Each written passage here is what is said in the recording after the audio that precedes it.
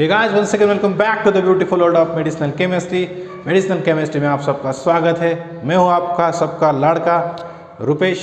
आपको बताने जा रहा हूं पर्टिकुलरली क्या क्या होता है मेडिसिनल केमिस्ट्री में। मैंने आपको बताया था कि मेडिसिनल केमिस्ट्री फर्स्ट, उसके बाद में बताने जा रहा हूँ मेडिसिनल केमिस्ट्री सेकंड, और उसके बाद में मेडिसिनल केमिस्ट्री थर्ड के बारे में मैं बताऊँगा भी। लेकिन उससे पहले मेडिसिनल केमिस्ट्री फर्स्ट में हमने क्या क्या देखा, एक बार हम रिकॉल करते हैं।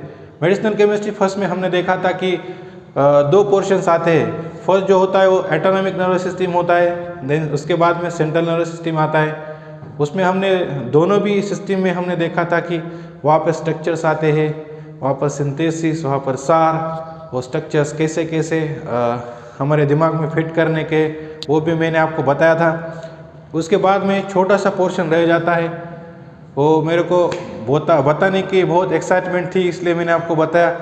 लेकिन वो मेडिसिनल केमिस्ट्री फर्स्ट में आता नहीं था। उसका नाम था पेरिफेरल नर्वस सिस्टम।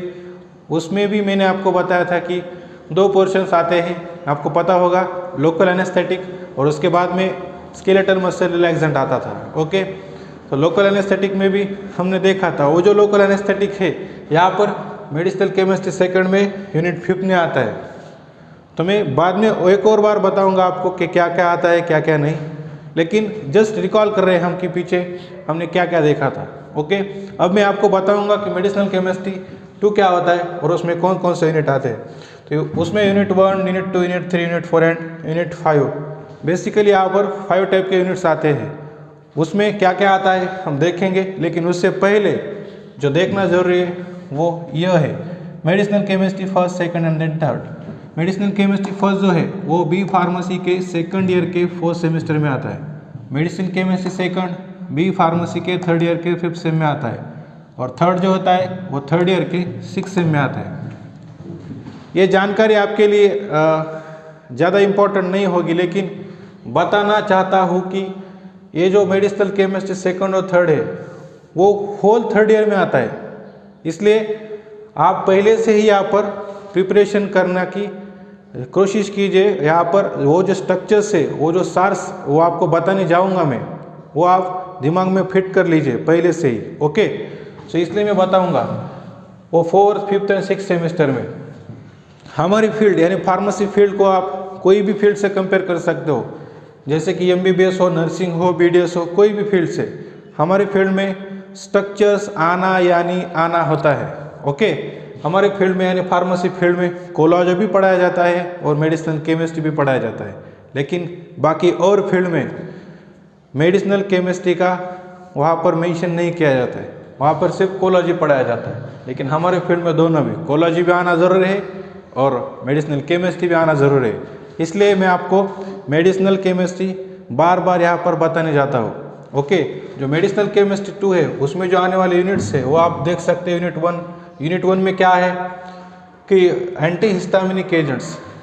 बेसिकली क्या होता है एंटी हिस्टामिनिक मीन्स, बोले तो एंटी मीन्स अगेंस्ट, किसके अगेंस्ट है? हिस्टामाइन के अगेंस्ट। हिस्टामाइन क्या है? एक अमीनो एसिड है। Okay, type of amino acid. वो क्या करता है, वो पर्टिकुलर जो रिसेप्टर होते हैं हमारे वो बॉडी में, H1 होते हैं, उसके बाद में H2, H3, H4। लेकिन बेसिकली वहाँ पर हम 2 रिसेप्टर के बारे में ज़्यादा पढ़ना चाहेंगे। वहाँ पर सिलेबस में मेंशन क्या है, H1 और H2। H1 बोले तो क्या, H1 एंटागोनिस्ट और H1 ब्लॉकर्स, और अनदर क्या है H2 एंटागोनिस्ट या H2 ब्लॉकर्स।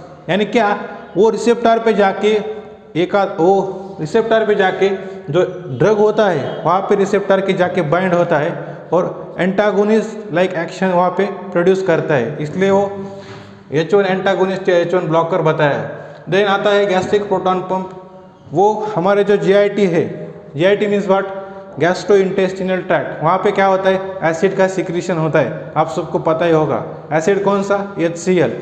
वहाँ पर क्या होता है, H+K+ ATPase पंप जो है उसको इनहिबिट किया जाता है। वहाँ पर जो एसिड लेवल है वो डिक्रीज करने के लिए हम यहाँ पर गैस्ट्रिक प्रोटॉन पंप यहाँ पर मेंशन किए हैं। देन उसके बाद में है anti neuroplastic agent. Anti neuroplastic जब भी आता है तब आप दिमाग में एक जो सेंटेंस है वो फिट करके याद रखने की जरूरत की है कि कैंसर होता है। ओके, तो एंटी नियोप्लास्टिक बोलो तो क्या, कैंसर। कैंसर के ट्रीटमेंट में कौन कौन से यहाँ पर ड्रग है, तो आप देख सकते हैं कि अल्कालेटिंग है, एंटी मेटाबोलाइट है, एंटीबॉडीज़ है, प्लांट डेरिवेटिव्स होते हैं, उसके बाद में मिसलेनियस ड्रग होते हैं। कौन से स्ट्रक्चर है, कौन से वहाँ पर वो सार है, सिंथेसिस है, मैं आपको सीरियली वहाँ पे बताऊँगा। लेकिन उससे पहले आपको जानकारी ज़रूरी है कि हमारे सिलेबस में यानी मेडिसिनल केमिस्ट्री 2 के सिलेबस में क्या क्या आता है। ओके, ये हो गया हमारा यूनिट 1। उसके बाद में आता है यूनिट 2। यूनिट 2 में क्या, anti anginal. What is anti anginal? Anginal means what? Angina means the chest pain. हमारी जो चेस्ट है उसमें जो पेन आता है उसको बोलते हैं एंजाइनल पेन। ओके, उसके ट्रीटमेंट के लिए क्या देंगे फिर हम, एंटी एंजाइनल ड्रग्स देंगे। ओके, उसके बाद में हम देखेंगे कि उसमें भी बहुत यहाँ सब टाइप से वैसोडाइलेटर यानी कि जो हमारे जो ब्लड वेसल्स है उसको डायलेट करने के लिए कौन कौन से ड्रग है। उसके बाद में कैल्शियम चैनल ब्लॉकर्स, जो कैल्शियम का जो चैनल है उसको ब्लॉक करके क्या क्या ट्रीटमेंट होंगे। उसके बाद में फिर डायरेटिक्स आते हैं। डायरेटिक्स में बहुत है, लूप डायरेटिक्स है, K+ स्पेरिंग डायरेटिक्स है और बहुत सारे डायरेटिक्स है, हम वहाँ पर देखेंगे कौन कौन से आते हैं। उसके बाद में anti hypertensive agents. Anti hypertensive बोले तो कभी भी एंटी हाइपरटेंसिव बोले तो क्या, 120/80 mmHg is the normal range of the particular blood pressure. Okay, so you know if the range is get above or range is get below, then the tension is known as the tension is known as the hypertensive.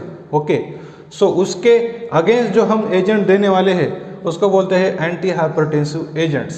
उसके बाद में आता है unit 3। Unit 3 में क्या है, तो anti arrhythmic agents.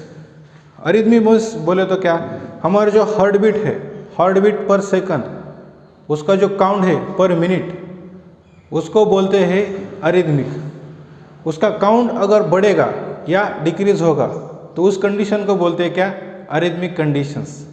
उसके लिए हम जो एजेंट देने जा रहे हैं उसको बोलते हैं एंटी अरिथमिक एजेंट्स। उसके बाद में आता है एंटी हाइपरलिपिडेमिक एजेंट, वो भी हम देखने जाएंगे।